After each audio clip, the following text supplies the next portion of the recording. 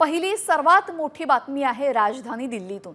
दिल्ली हायकोर्टानं न्यायमूर्ती यशवंत वर्मांच्या सरकारी निवासस्थानी जळालेल्या नोटांसंदर्भात आता रिपोर्ट सोपवताच सुप्रीम कोर्टानं मोठा निर्णय घेतलाय। काय आहे हा निर्णय आपण जाणून घेणार आहोत आज काय विशेष मध्ये। आणि दुसरी बातमी आहे प्रशांत कोरटकर संदर्भातली। कोरटकरचा कॉमस्कोर नुसार आता isakal.com आहे देशातील नंबर 1 ची मराठी न्यूज वेबसाईट।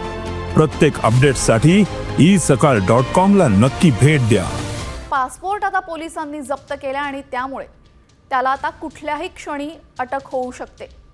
दरम्यान पोलिसांची कशी रणनीती असणार आहे जाणून घेऊयात आपण आज काय विशेष मध्ये। आणि तिसरी महत्त्वाची बातमी आहे मनसे संदर्भातली। मनसेची आज मुंबईमध्ये महत्त्वाची बैठक होते आणि मनसेचा अजेंडा नक्की काय असणार आहे पाहूयात या बुलेटिन मध्ये।